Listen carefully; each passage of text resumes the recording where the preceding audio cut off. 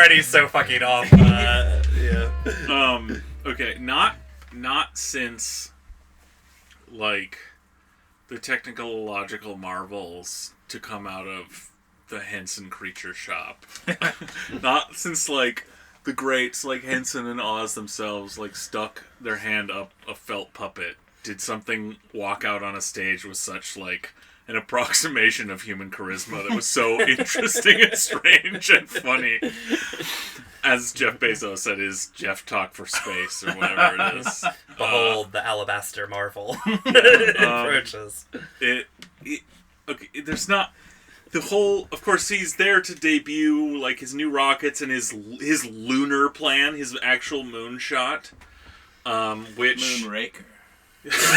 Dude, he is a Bond villain. We've been saying this for a long time. He is a fucking Bond villain needs a space program, and Jeff Bezos is gonna do it. Well, yeah. But the first like 20 minutes is like the same speech we've heard before that we've talked about, but it's so for a year. I mean, he's been on this for a year. Yeah, but it's so emblematic, like of his billionaire mindset. He does this thing. His basic bullet points. The best planet is Earth. Earth is the best planet. No planets are good. Space sucks a dick. Space sucks. Yeah, Earth is good.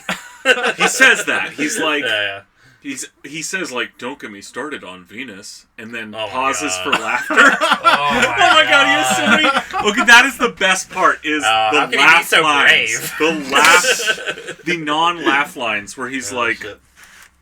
On Mars you'll have speed of light lag, so no playing Fortnite with your friends on Earth. Holy shit, that sucks. And then it's like, this is, by the way, absolute proof that nobody should have $1 billion. Right.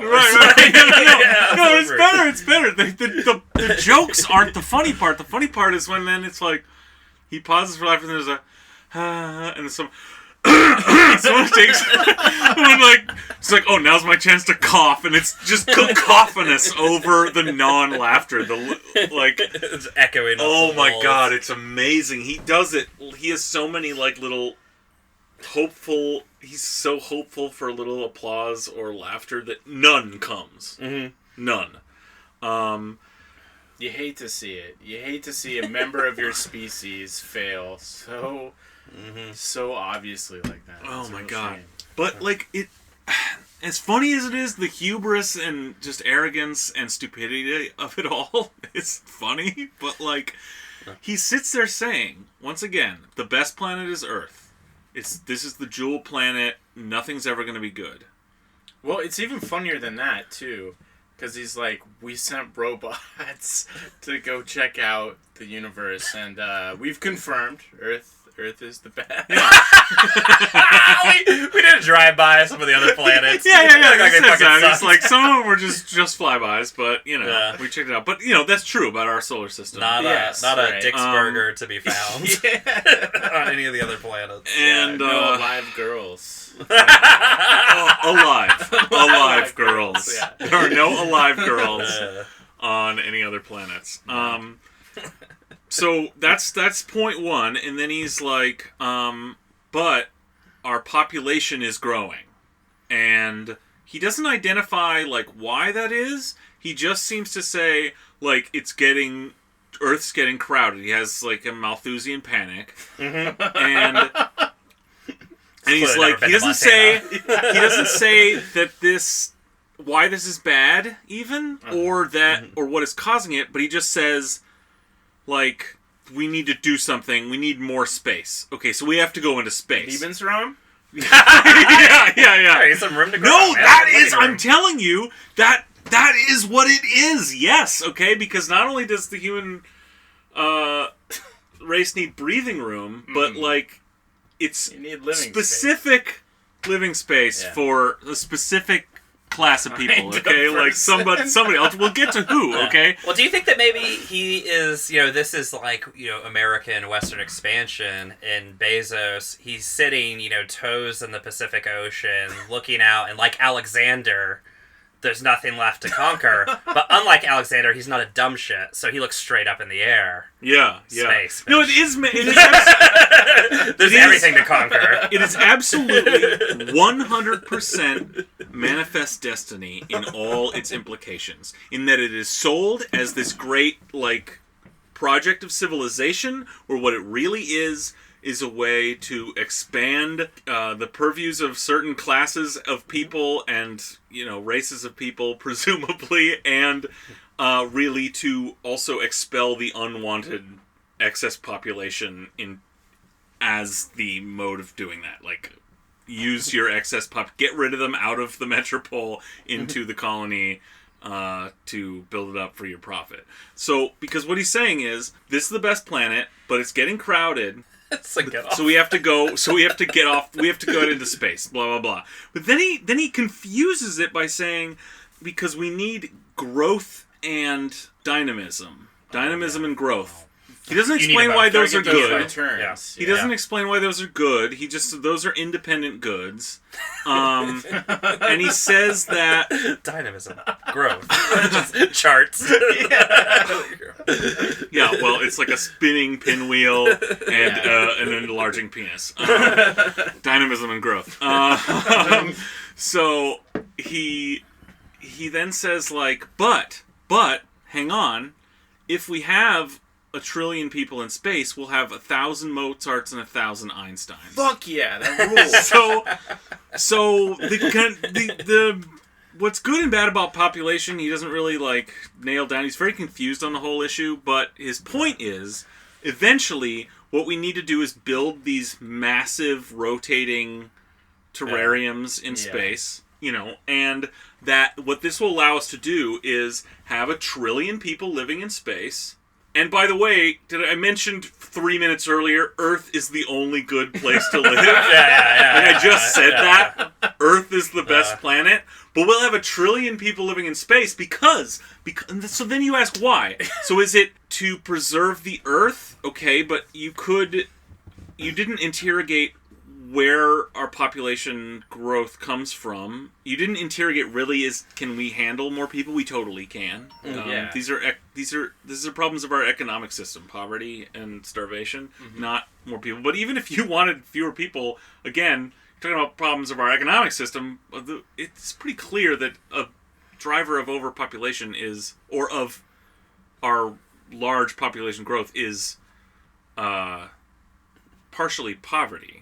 Right. So, there's other factors. It's a lot of things, but you could interrogate this in a deeper way. He doesn't do that. He just says, we need these people living in space. So you ask why, then? You've got all these people living in space because is it for its own sake? Is it just to keep expanding? And I guess it is just dynamism and growth are of their own. But then he comes back to this thing of the Einsteins and the Mozarts, and you realize, and his own grandchildren he mentions. He wants to picture his own great-great-grandchildren living on Earth. Yeah. Not in space. Right. So you imagine then this interplanetary meritocracy where 1 trillion people live in space, a shitty place to live, and his grandchildren, the grandchildren of the owners of the moons of Jupiter, and the Mozarts and Einsteins who are selected from the spaceborne masses, they get to live on Earth and society flourishes. Well, he did tellingly want 1,000 Mozarts and 1,000 Einsteins, but he very specifically was like, no little Uzi verts. Yeah. So, I think it's good. I mean, all these, tech guys have become Malthusians, and the biggest thing they don't ask, the question is not, how does the Earth's population grow or anything like that. The question is, will the Earth's population or capitalism always have an excess, right? If we're capitalists, it'll always have an excess. Because what would it mean to not have an excess? It would mean, full employment and things like that. But the system can't provide that. It has to create unemployment. It has to create, a sterile excess population, the reserve army of unemployed, right? Yeah. And so, I mean, it's just the funny thing of, like, he's just like, I just want to transport that into space. You know how awful it is here? I just thought it'd be cool if we could just shoot that into fucking space. Now, of course, in his brain, though, he imagines it as these idyllic places. Oh, sure. Okay? Yeah. These terrariums in space as these, he's like, but his ideas for this ideal world are so dense and unimaginative and stupid. Let's like he's like Club for the Future too, right? That's it. That's something. That's like that's getting on the ground floor. Yeah, like that's like space camp. Oh, for we imagine volunteering to have Jeff shoot you into space? No. I think one of us should do it for the podcast. For the podcast, but we're reporting live from space. He describes like he's like some of they'll have agricultural land and cities and this will be perfect climates with no rain, and so the architecture, what will it become when it's no longer needed for shelter? And it's like you're talking about like tubes in space where workers are generating thing for the planet. The Metroplanet. We're just gerbils to you, but then he's like. By the way, he's like, imagine what architecture will look like if there's no like need for shelter from the elements. Means that we're all going to be homeless, right? I mean, that's what that fucking means. Exactly. You're not going to get a house in space, bitch. But it's better than that, because then he's like, the best part. This fucking Philistine is like some cities, whatever he calls them, these twirling things, might choose to do interesting things with architecture. They may choose to replicate Earth cities. And he's got. Choose to build things that have already been built. Dude, seriously, he's got a big animated slide of like this, concave surface. Yeah. Made as like a shitty Disneyland replica of Venice, including like of Florence with the Duomo, I think. I don't know, one of these cities with a big Renaissance the height of Western dome. Civilization. Right, exactly. Yes. What a fucking child. When I saw this, all I could think was like, this dude plays way too many sim games. Yeah, no, seriously. But then he's also like, and some would be built for more recreational purposes. Some would be national robots. Some just the orgy pod. Brothel. These are like miles long and like to house 1 million people apiece. He says some would be. So imagine this thing, the size of miles long, a massive structure made out of asteroid metal at the expense of gajillions of dollars. So some will be national parks, and he's got like these with mountains and waterfalls and deer and butterflies. Yeah, and you're like, but then he starts talking about like these will all be built by generations of space entrepreneurs. Oh, and they're just like the national parks here. Right. Someone's gonna spend like the value of the planet, the moon. Yeah, like literally, like if you owned the moon, to build a national park. I don't know what nation we're talking about here exactly. Yeah. A park, gerbil terrarium, for everyone to just visit. Who to visit? The people on Earth, which has been preserved because we've done this and we're no longer polluting it in heavy industry and space, and it's a paradise where it's not overpopulated either, and we've reclaimed all the natural spaces. Yeah. No one on Earth needs to go to this artificial natural park in space. So what you're saying, again, is, and we know, 1 trillion people aren't fucking commuting on the weekends back to Earth. Yeah. So you need this park in space because generations of trillions of people will be born, live, and die in space, never having been to Earth. Right. And so you need this thing. You need parks. Who's gonna fucking build it if this is all done? He's imagining this all as commerce, as industry, as commercial industry. Well, he watched like Battlestar Galactica and was like, what if when the Cylons came back, it turned out they were just like the poor people we jettisoned into space 1,000 years ago, right? Yeah, I mean that's like if you're on coming. the space ring, how is not thing number one, destroy the Earth? Yeah, yeah, totally.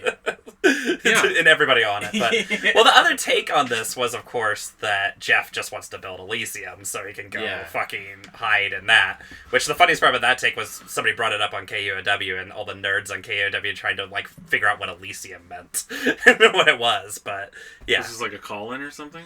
Oh, was it called? No. So it was on Week in Reviews. And okay. I thought you were saying, "Was this a colony?" I was like, "Oh, don't tell me you haven't seen Elysium." I haven't seen it, but I know it is. The Neil Blomkamp movie, yeah. But it's inverse. It's the inverse of that. It's more fucked up than that. Yeah. It's because he's realized the Earth is going to the Earth will be Elysium. And he's like, you get the fuck out of my gated community, you pieces of shit. Zoned for residential and billionaires and the 999 Mozarts.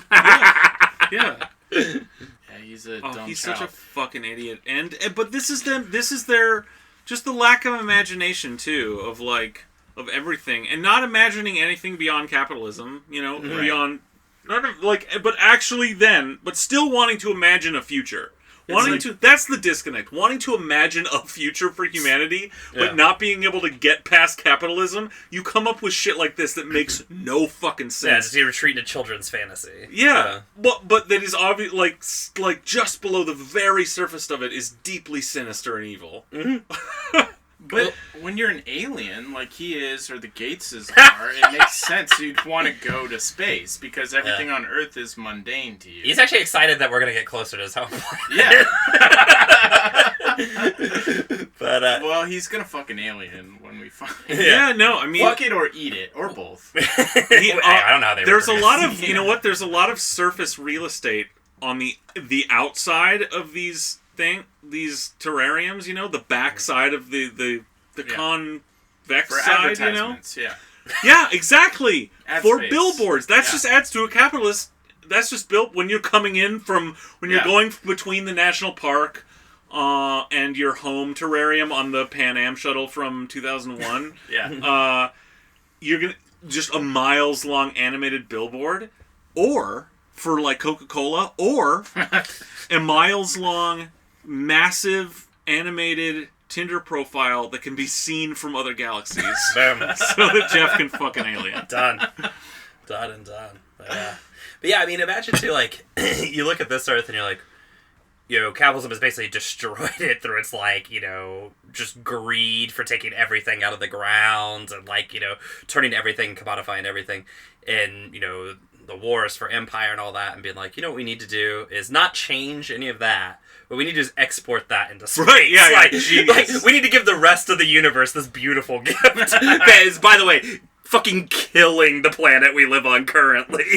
Just export that to the rest of the world. I mean, just fucking awful on another. And he even says, like, we need to do all our polluting in space. And it's like, we need to, like, export these, turn these what are now like economic externalities into planetary externalities until we one day realize that they're fucking us in some other way, Like, I don't know. God, what a and he is able to do this, and to have this platform and to spend this money because we don't steal it from him. We don't just take. Well, we don't take it back. We don't take it back, and this is why. And you go, well, why?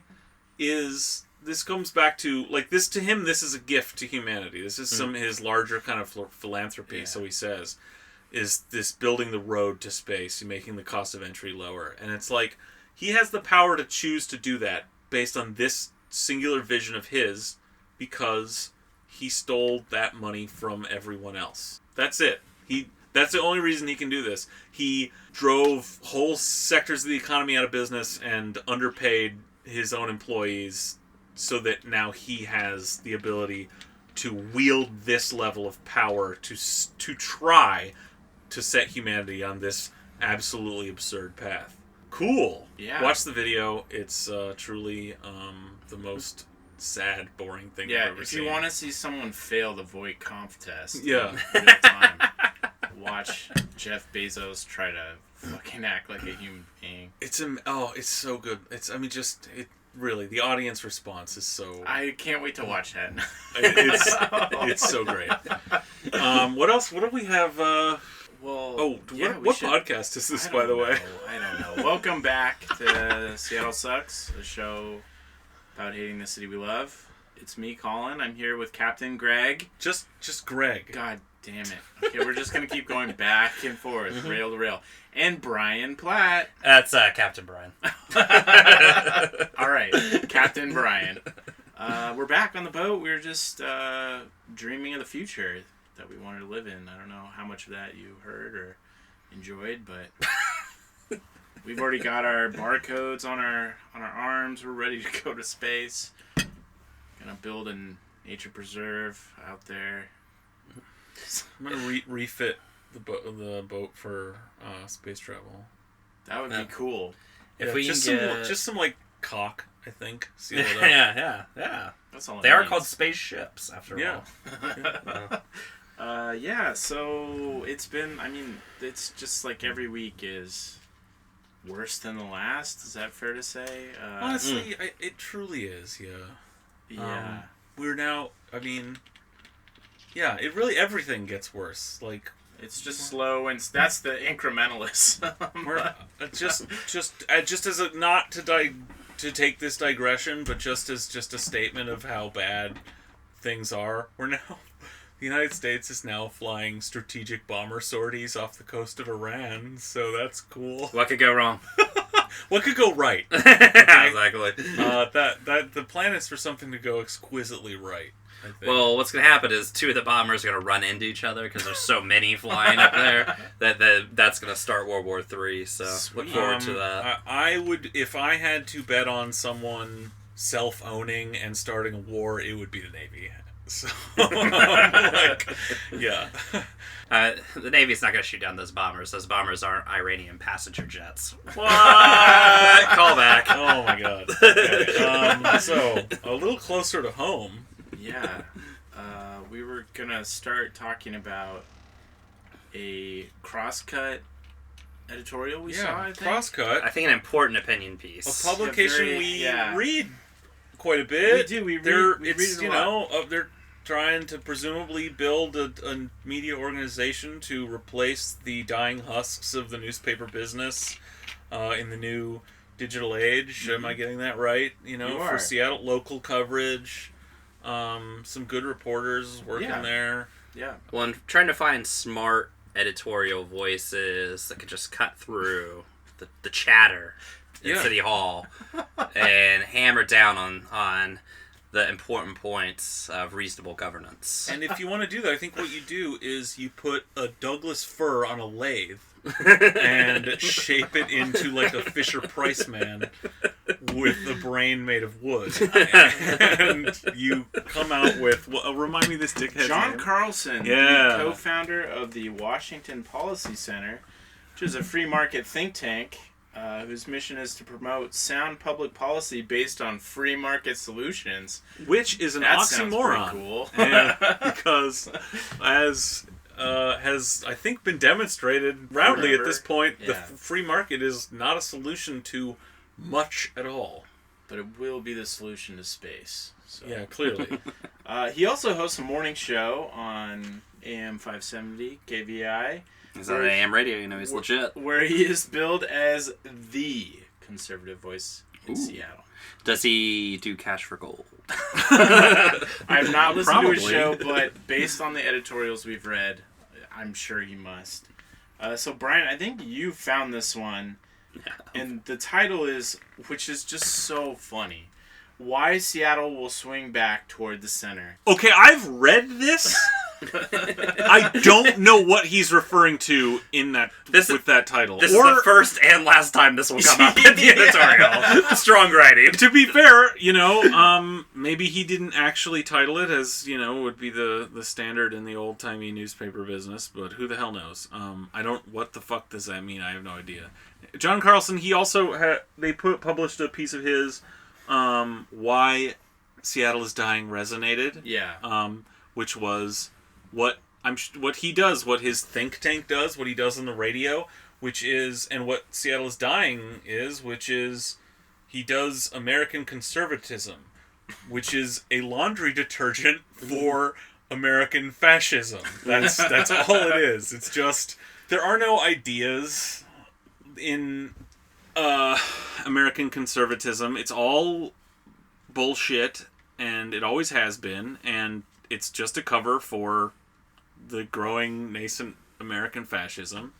And Crosscut, for some reason, is choosing to put that in their paper. Well, he is the conservative voice in Seattle. Yo, so you got to get the conservative voice. In this whole piece, though, we'll see. He just quotes, basically, Seattle is dying, and rehashes their points. His thing is finding straw men and then kicking the shit out of them. With his well, let's hear it, Colin, because I especially want to, like, this first paragraph is really... It is pretty beautiful. So there's a accompanying photo that came from May Day protests. It looks like in 2019, and so there's crowds holding up signs, and somebody's got a bullhorn, and she's a lady with her hair colored green, which I've come to learn on the conservative Reddit is a real issue for them.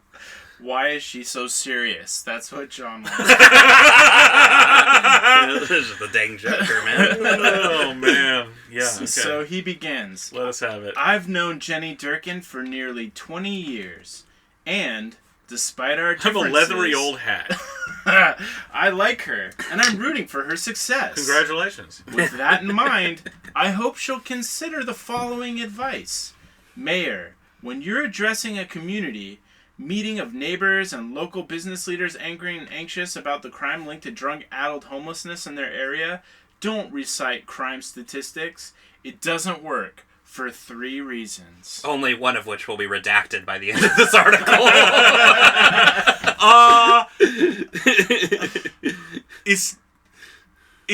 I'm just flabbergasted by this because what he's saying... Okay... Like, you just read that one more time. The whole thing? Yeah. All right. Seriously.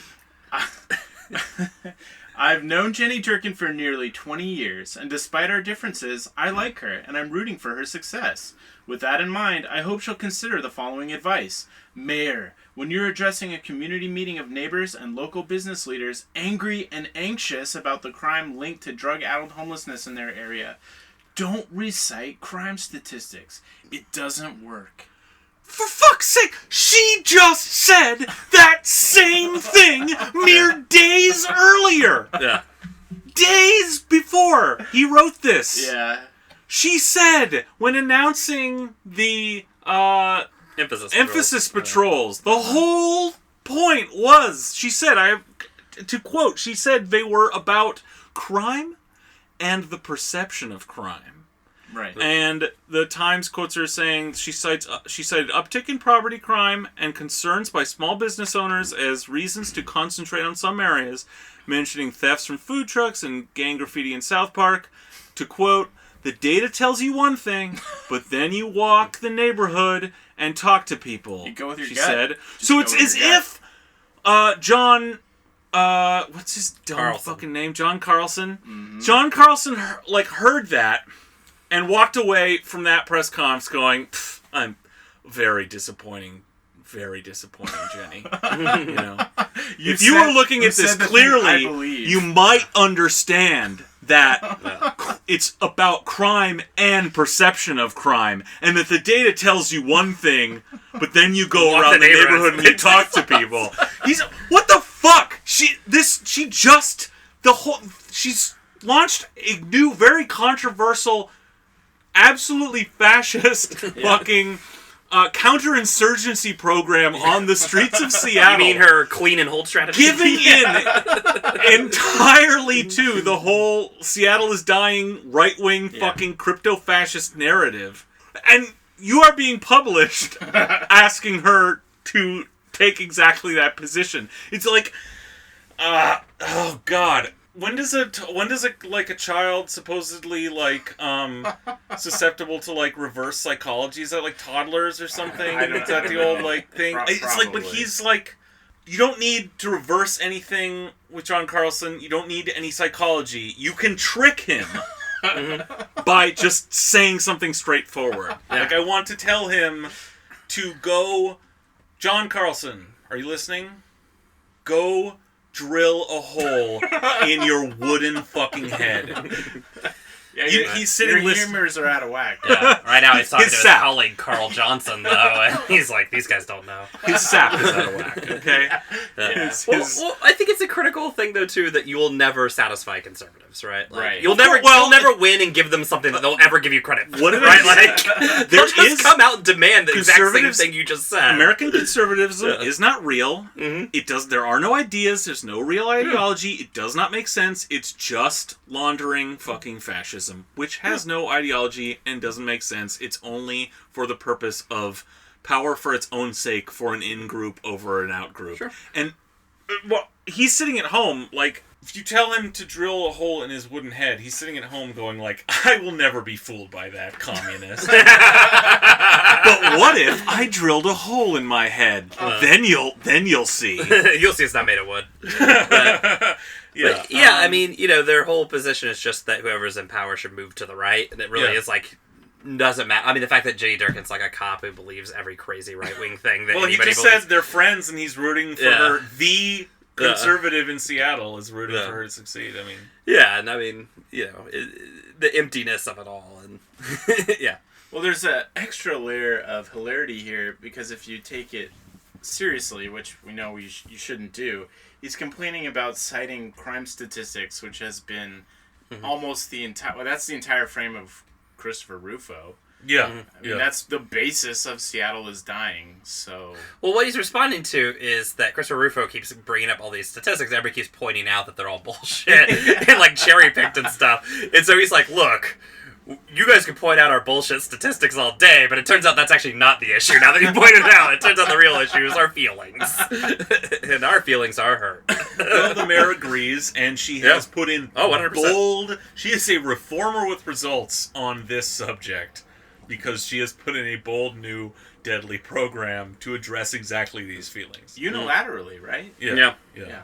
All right, let's continue. So he goes on to reiterate what we just expounded on. First, you're essentially asking people to ignore the reality they see around them every day and trust data. I think when he says reality, he means bias. Yeah. And trust data that may be technically accurate, but to them also irrelevant. People trust what they see.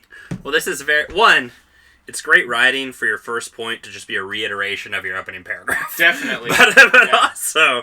but he needs to leave space to go off on several tangents that don't conclude anywhere. So, like, give him time, okay? Like, and I do love that this is basically like, you remember when Newt Gingrich was running in 2016, and he was like, murder rates, crime rates, they're out of control, and the guy's like, no, they're not. Like that's just not true at all. And he's like, well, look, we got different sets of facts, guys. Like, different people got different facts, but this is literally the different facts argument. Totally. And I think Newt in that interview went as far as saying it doesn't matter. Yeah, People feel like it's worse, so it's worse. Yeah. I mean, the fact that I keep telling them it's worse over and over and over again, and for some reason they're now convinced that it's worse. Well, also, has like, no impact on the mayor and these shitheads are saying it's a problem that these white homeowners feel it's safe. Well, like, we need to do something to appease them.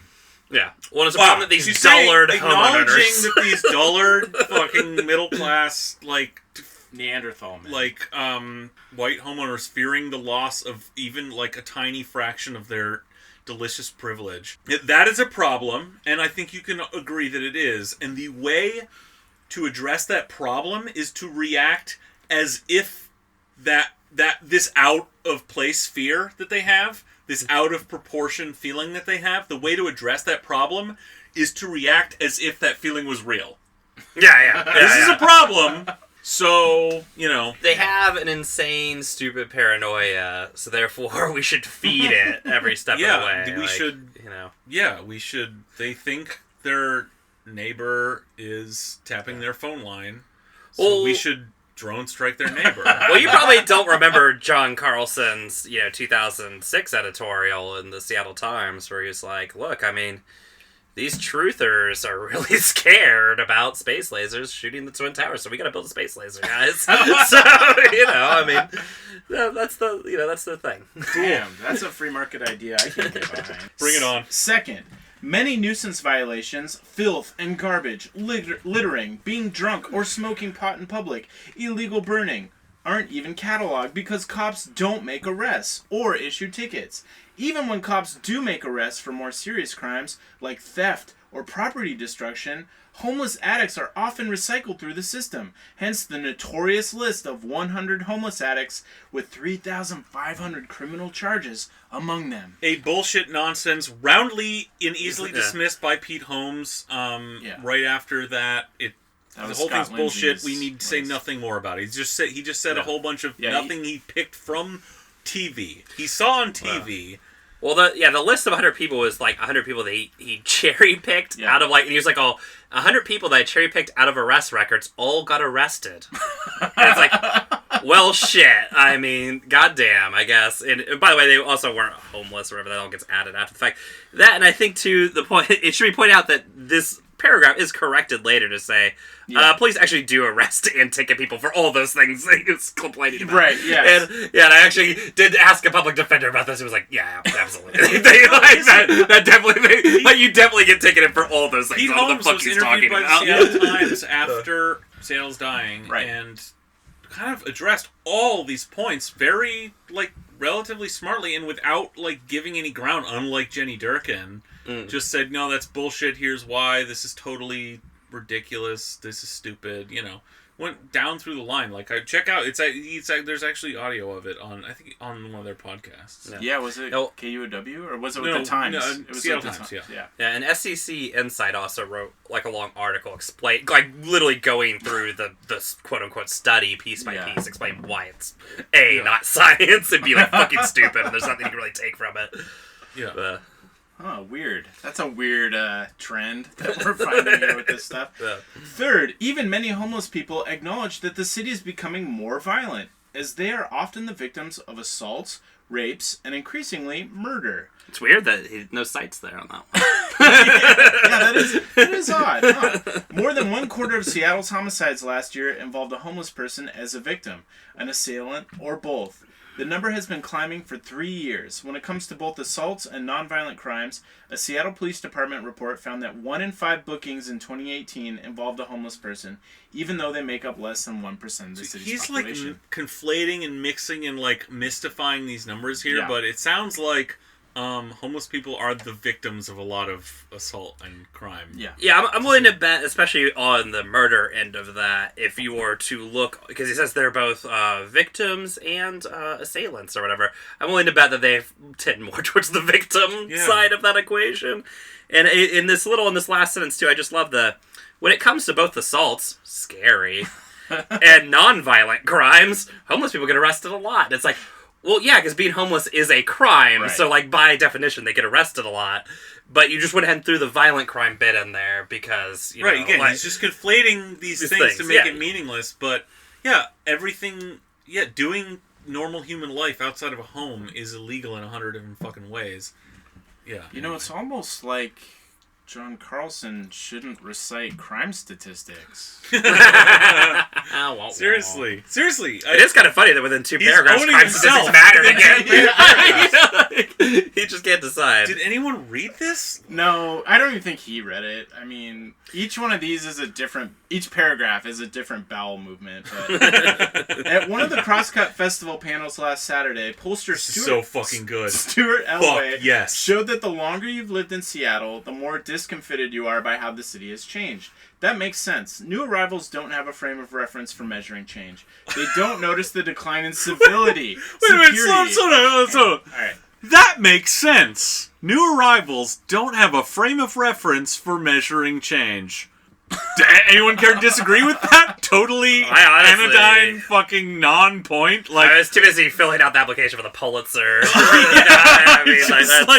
What? Just brilliant. Okay, he is tarring this poor pollster Stuart Elway by quoting him as this. If this was a point this man was actually trying to make, which I don't think we can just unfairly assume based on it being represented this way in this idiot's article, then this man Stuart Elway is also a useless dummy. But in any case, people who are new here don't remember what it used to be like. Well, what he's literally telling you is if you weren't around to see the change, you would not have seen the change. Yeah. It's like fucking brilliant. Okay, but he goes on to say here, they don't notice a decline in civility, security, and neighborliness that was once summed up in the catchphrase, I haven't heard in over a decade, Seattle nice. Okay, now hold on. I want to ask you guys about this, because I'm not from Seattle. But it is my interpretation that Seattle nice means people acting like dicks. Yeah, okay. You nailed it. Okay. Like, I did not interpret that as I have a people two-part being response. nice. First, I've never once in my entire life heard the phrase Seattle nice.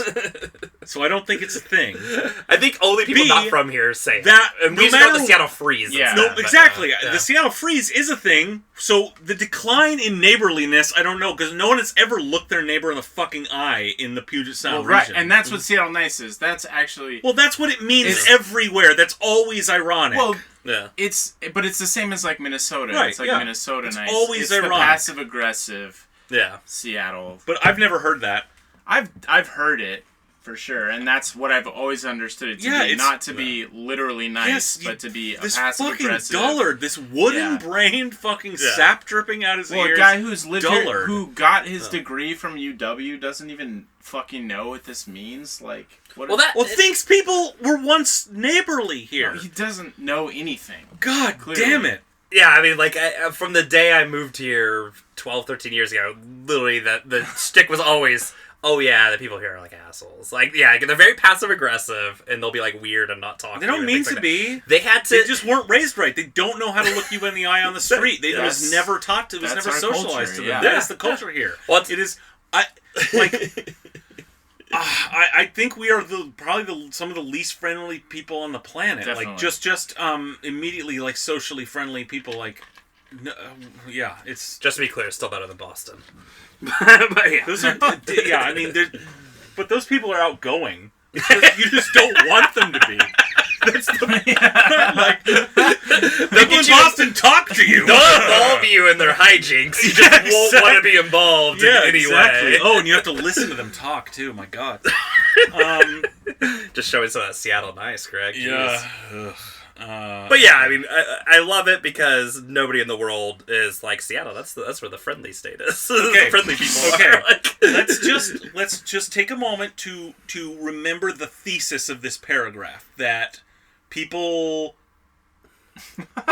Hang on. That people don't remember. If new people don't remember things that it used to be, and those things that they weren't here to see was that everyone used to be really friendly here. Okay. Yeah. That's the thesis of this paragraph. And Colin, next paragraph, please.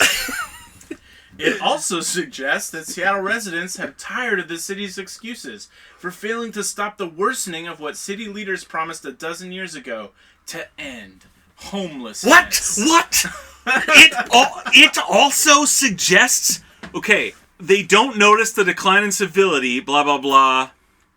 It also suggests that Seattle residents are tired of the city not ending homelessness. I think at this point the termites had completely hollowed out where the wooden brain was. Well, who are we talking about too? Like, are we talking about new residents, old residents? I don't know. What does that have to do? Insane. What? Like, no. What is he saying? The decline in civility. Okay, once everyone was friendly here. Obviously true. I remember that. But now no one is, and the reason is everyone is bitter about the city's failed promise to end homelessness, and that's what's causing the decline in civility. That is the most possible charitable reading you can have of this fucking idiot article, and he can't possibly be trying to say that because that is absolutely insane. Well, Greg, lucky for you, he's about to clear it up by way of comparison. Here's a comparison. For 3 years in a row, there has been a free fall in the once rampant May Day violence by left-wing Antifa. Hell yeah. For anti-fascist rioters. How come? Because when the rioting got progressively worse several years in a row, more broken windows, more property vandalized, more cops injured by flying projectiles. Made up. Including Molotov cocktails. Very made up. Never happened. Absolutely never happened. That's never happened once. This actually Extremely sounds made up. awesome. I don't know what I you're know, saying it's... I wish. Yeah, exactly. It would make it 100 times better, but no. The police changed tactics. Instead of giving them space on the ridiculous theory that maintaining a close presence might provoke them, the police started crowding them. Good idea. When people... Absolute awful idea. No, like, he does actually lay out, like, a well understood like phenomenon here that that police like the police instigate riots, right? I mean, he just gets it completely backwards, which is, you know, this goes back to the Kerner Commissions looking at the riots during the Civil Rights Movement and things like that, and saying, you know, the police instigate the riots usually by killing somebody, but on top of it, when, you know, people are upset and come out to protest and the police show up with billy clubs and a giant show of force, it instigates conflict, right? Yeah. And, weird. And weirdly, despite having been in Seattle for these last 100 years or whatever he would claim, he's clearly never been to a May Day event. Because let me tell you, the police never gave, like, people space. Right. You know? Yeah. It's definitely. Having gone to many of these, you know, all these events, the police were directly up the ass, actually, of all the protesters, and probably did create a lot of violence. And in fact, at the time, that was one of the complaints. I remember that that had even been brought to Ed Murray by the city council. That was, look, you know, if you didn't, you know, put the police out there in this aggressive posture, essentially inviting attack, right, then it wouldn't be this event every year where people go to, like, you know, do whatever, right? And so... well, it sounds like you are espousing the ridiculous theory that maintaining a close presence might provoke them. And, case in point, if the cops were so close those earlier years, how did you have the space to throw that Molotov cocktail, Brian Platt? Check and mate. Well, I think the real proof is in the pudding, because LAPD, which is infamously... The pudding is in this man's brain. Exactly. But LAPD, which is infamously the most aggressive police department in the country, is in a city famous for not having riots. So, therefore, we know that this is it's working. Airtight theory of crowd control. It's just a good idea, Brian. Exactly. So, you know... Do we want to finish this? Or Keep just going. Move on? Wow, we're almost done. We're almost done. It's very when short. people with bandanas and gas masks show up for a rally wearing backpacks filled with rocks, batteries, slingshots, and Molotov cocktails, they're not waiting to be provoked. They're waiting for an opportunity to break things and hurt people. Once that nobody's been hurt at these. Yeah. Or if they have, it was because they got shot by, like... Well, there was the year the police... There was 2015 when the police rioted through Capitol Hill and were throwing the little flashbang grenades everywhere that people did get hurt. That was the police getting close, though, so I guess that doesn't count. Once that reality finally sunk in at City Hall, it took years. The cops were authorized to change tactics, which led to better results. Virtually no May Day violence in 2017, 2018, and 2019. So, ironically, the thing that did change was the 2015 police riot on Capitol Hill, which actually led to the Seattle City Council, like, actually for once standing up to the police and be like, this is fucking ridiculous. Like, you're on video starting this. Like, you know, like, what are you doing? Although Ed Murray, like, defended the police to the death, but he comparing the Antifa to ISIS because they destroyed art. That thing that we all know ISIS for. Art destruction. Right, definitely. Yeah. But Antifa are iconoclasts in my heart. Exactly. That everybody knows the art on that Seattle campus there in Capitol sucks. Anyways, the point being is that we could do an entire episode on bad public art in this town. Oh my god. All of it awful. Holy shit, burn it all. But after that event, like, SPD actually did... Like, we need to, like, back off a little bit at these events because that was a little crazy. Because they were, like, gassing out, like, because they did it was at, like, 7 o'clock at night, so the bar, and it was on, like, a Saturday, and the bars were filling. Yeah. And I remember specifically Montana had all its windows open, and all the tear gas rolling into Montana and seeing everybody just, like, pouring out, like, of the bar. But, yeah. So the cops were like, you know, the Sarge comes in, he's like, well, boys, I hope you got your nut off off last night because we're gonna have to cool it for a couple. Yeah, basically, yeah. They were like, "Oh, we're probably gonna have to like mellow out a little bit on the next one," and that mixed with like Antifa just kind of like diminishing in the city as well, like which is just normal things, had nothing to do with policing. That's what's led to it. So, I mean, ironically, he has this story, but he has it exactly wrong. I mean, that's the funniest part about the whole thing. Well, again, like it has nothing to do. Yeah, he's just laundering. Fascism. Yeah. That's all Sure, this is. Just fine. It doesn't matter what. It has nothing to do with the truth or even ideas or anything. It's just how can I just be one little worm, one little like shithead to be grease on the skids of fascism coming in. He wants it to just roll in and flatten him. He wants his guts to like grease the tracks that bring in the Fuhrer. It's working.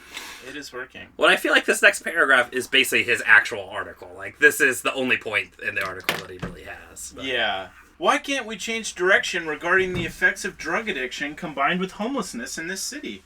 Seattle's political establishment seems adamantly opposed to acknowledging failure and changing tactics. Example. At the end of Eric Johnson's Seattle is Dying Como TV special, which chronicled the links between the drug-addicted homeless, social dysfunction, and crime, a hopeful note was sounded. A successful program in Rhode Island, the Medically Assisted Treatment Program, which blends punishment with treatment. Which one of those do you think he wants more? Yeah, well, he leads with punishment.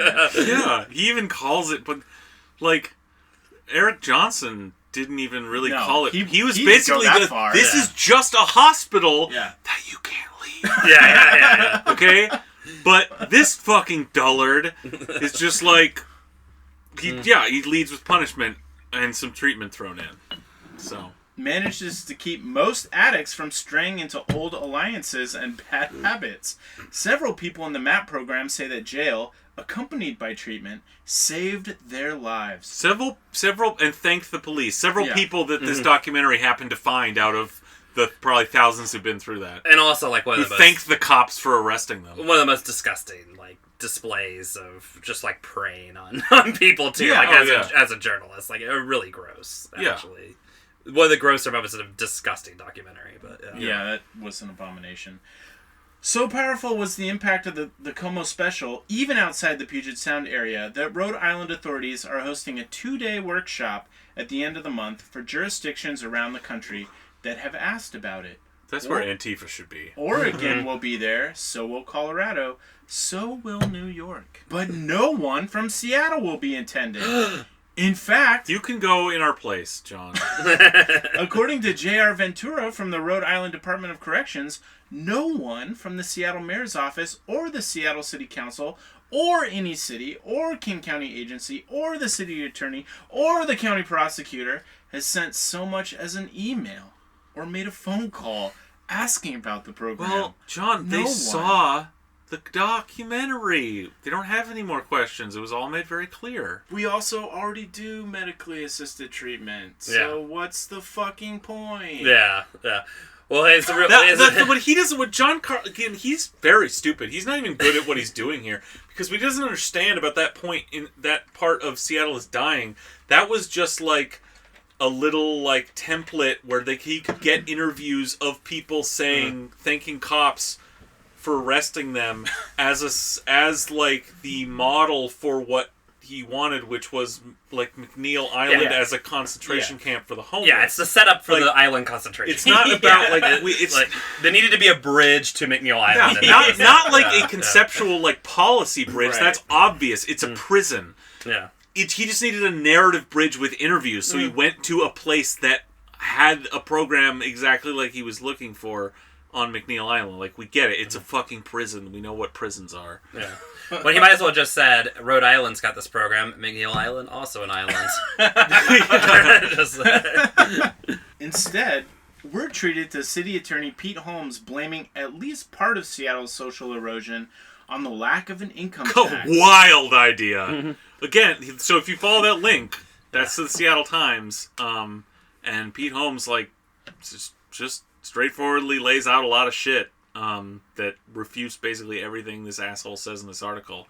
And, weird that our social erosion is due to the growing inequality of our system and the fact that we don't pay for social services because we don't have a fucking taxation. Well, and this is the problem with, like, the bugs and the conservative brain won't allow him to, like, get out every grievance that he has. And one, as a rich guy, is his complaint that somebody somewhere might suggest an income tax. That is always and the he's thing. Just it's so always fucking bad. He's got to put it in every article. It's always a litany. Yeah. Like, they can't let any little thing go. Yeah. He can't make... Well, look, this fucking article is... It makes no sense. It's all over the fucking place. Of a diseased, dying brain. It's like... Yeah, it's like his daily conspiracy board, like, that he makes while taking a shit. That's what it's his Pinterest. Yeah. How much longer will Seattle voters tolerate this nonsense? Maybe not much longer. A slate of candidates willing to say the word failure and pledge to do something different could swing this city back from the left-wing fringes to simple sensibility. The left-wing fringes where you're friends with the mayor and are rooting for her to succeed. Mm-hmm. Well, Seattle's conservative talk radio shithead. Yeah. The left-wing... Fuck off. Well, I love that it's like the left-wing fringes because Seattle has one socialist council member and a bunch of just middle-of-the-road Democrats and, like, would-be Republicans if they lived in any other city. Yeah. But, you know, that one person on the council has a viewpoint that isn't just straight down the line. Yep. Who they'll never name because they're so terrified of her. Yeah. But are convinced she runs the council. Yeah. Well, clearly they're not looking at the vote counts then. Yeah. So that was pretty much it. Absolute dog This shit. guy is incredibly dim. I mean, truly, I am shocked every time I read something he puts out because it's incomprehensible, basically. So, but why? You gotta ask, like, in this brave new realm where media is undergoing, you know, this total, like... Pacifying these folks? It's changing. Like, these newspapers are dying. Crosscut, presumably, I don't know what their mission statement is. I just read some of their shit sometimes. There's some good reporting in there. Presumably they're trying to be a new kind of local media organization to replace the old, and you gotta wonder, why hew to this dead model of the... Like, well, we just hear all sides without any fucking thought or any filter on that. Just like, well, there's a side out there. Let's, like, why not imagine something else where you actually can take a basic stand to just not have not dirty yourself with such obviously antisocial, anti-human thinking as represented by this piece. Like, that it is just laundering fascism. You could just say, no, we're going to have, like, a different... I don't understand. Why build a new media organization that hews to this old, like, end-of-history model of... we'll just hear all ideas, even these fucking whack-nut conservative shitheads. Well, I think the thing has to be clear, too, because it's that liberal, like, bug that we talked about in the last episode... Of this, like, both sides are, like, equal and of, like, equal moral weight and stuff like that. And at the same time, too, I mean, the just unending credit that they'll give, like, any conservative dipshit. Because, like, you could just tell this guy, like, you don't even have to bring up his politics and be like, I'm not printing this because it's bad. It's like, badly written. Okay, but the thing is, like, there's never, that credit is never given to the left, right? So you're never going to have, like, you know... Bob whatever, or, you know, Mike whatever from the RCP rambling about the writings of Chairman Bob, like in Crosscut, right? Like, you know, like, so the left will never get, we can't put our kooks on there, right? Like, you know, because they would be like, we have to be on this podcast. Yeah, exactly, right? Like, fuck, you could write a good article and they wouldn't put it, you know. But like, Day had to go to fucking The Atlantic to get something printed about fucking homelessness in Seattle, because they would fucking print them. Yeah. He's a good writer. And this shithead's fucking taking up space. Seriously. You know? Like, so if they're... I was going to say the same thing. If they're too chicken shit to take even what should be a very, like, small ideological stance of just being willing to have the tiniest analysis and just see fascism coming down the road. Yeah, have, like, just any kind of filter. Some kind of bar that is like, just some bar that says, like, what you publish has to come from a mind that, like... A mind. You can just stop there. That jiggles when you shake it, okay? That, like... That responds to electricity. Like Just hold like- a single thought for at least Like, 800 if, words. this should be the test. If the brain doesn't jiggle like Jell-O, if it doesn't have a basic like gel-like consistency, if it just like thuds against the dish and makes a hollow sound when you shake it, that do not publish articles that come from that. Like, this man has like a wooden brain. Well, he has one. He has fucking Ice 9 on that brain. Yeah. It is solid, inert. And that shit spreads, man. So Yeah, it they can drive a does. tank over it, so that's what matters. yeah, exactly. Holy shit. Yeah. Fuck. Well, one thing though to this question, I think that Seattle is experiencing in the microcosm what's happening in the macrocosm, like at the national level. You're seeing the same thing happen with the 2020 presidential elections and these calls for returning to the center, that the left is just Oh yeah, wait. radical. This article was a call to return to the center, Well, right? Ostensibly, Somehow. right? Ostensibly, and I think that I think if you're in media like this, you feel like you can't afford to tell these people with diseased minds to go fuck off, because you need their clicks, really, probably. I and you guess. have to appear like you don't have a side. Well, that's what they think. They think that just seems so obviously dead and old. Like, why would you be convinced by that? I think you're totally right. I think that the world has moved beyond that, and that very few people. Well, it was dumb to begin with. I don't know that it was dumb to begin with, per se. It's all a matter of perspective and scale, and spectrum here. Yeah, have disparate voices. Have someone, I'm okay with them print, I will read a paper that prints people to the right of Chairman Mao, okay? But, but this guy is very stupid and a fascist. Yeah. I can see that. They should be able to, too. Well, yeah, and as an editor, presumably your job, even for letters to the editor or opinion pieces, is to determine whether or not the thing that was sent to you even makes sense. Like, does it make sense from one paragraph to the other? And is it not if somebody sends you something that's just chock full of just bullshit, and lies, right? You don't have to. You're actually not under any obligation to print that, Right. And certainly again on the for somebody writing that from the left, they wouldn't. But like this, I mean. It's just accusation after accusation. Each one's dumber than the previous one. None of them hold together. Yeah. Nothing. Yeah, I mean it's just garbage. But it'll always have a space. And part of that is probably Crosscut realizing that the wind is moving to the right, and that has to do with money more than popularity. But Yeah. Well, I mean, it's there. Who knows? I'm not willing to put any words in their mouth in that way, because it's just I'm confused at this point. Yeah. I don't know. I know nothing about them as an organization. Sure. On the street. I don't know who, whatever. Maybe we should find out and sort of, because it's just so weird. Well, they get dragged a lot. They get dragged by Safe Seattle. I mean, by these right groups. I think even Christopher Rufo likes to talk shit about them as being a leftist outlet that smears their positions. So again, the old sort of liberal thinking would be to quake in fear about that and try to cover your ass. Well, that's by what I think. publishing I this think shit. that's if what it's it that is. simple. That's just. I think that's what that's it is. just so. Yeah. It's just so. That's such a dead thought. That's so old and broken and obviously never worked for anyone.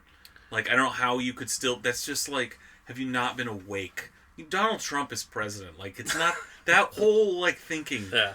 That entire liberal framework for the discourse was But was bullshit. It always was. But he might be president, but it's not like any liberals figured that out, though. Yeah. I mean, because they're going to run Joe Biden and lose with Joe Biden, so they clearly haven't figured anything out.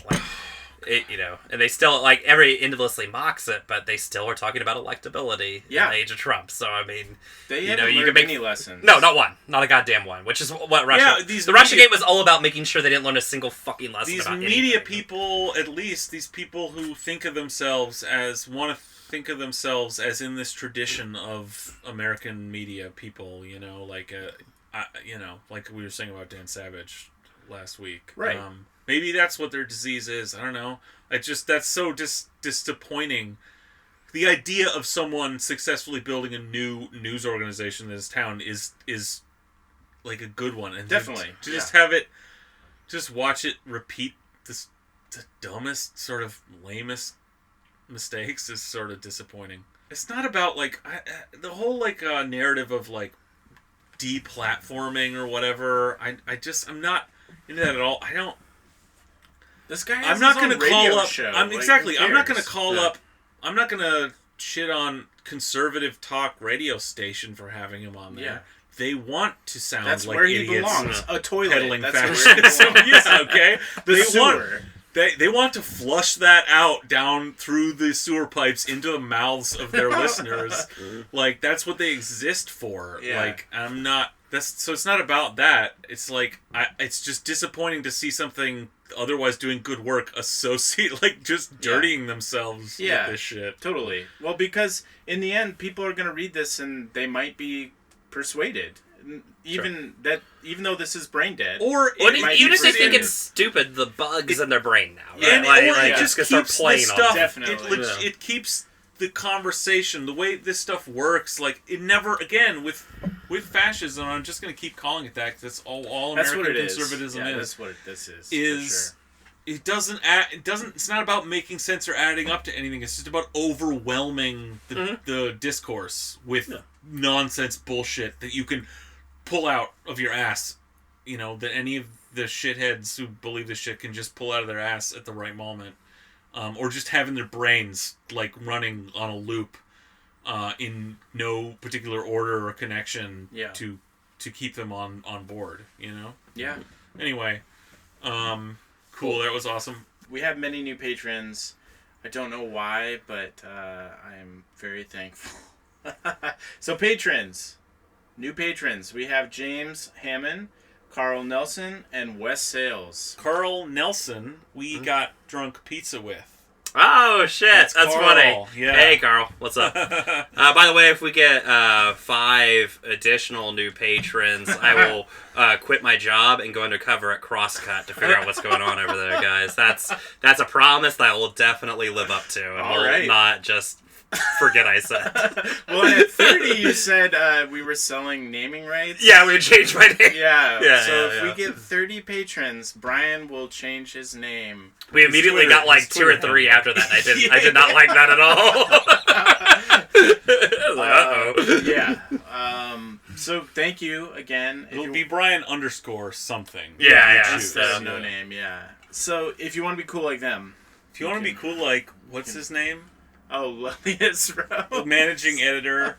The current highest contributor. Who is where we get all our Take opinions. And who who we like to belittle. Who I didn't even. I didn't remember that was someone who gave us money when I just started dunking him on Twitter, but he was a good sport about it. He was. Hey, you said that he would give us our opinions for the show, not for Twitter. Yes, Twitter, our opinions, our awful opinions on Twitter are still 100% our own. Yeah, we own those.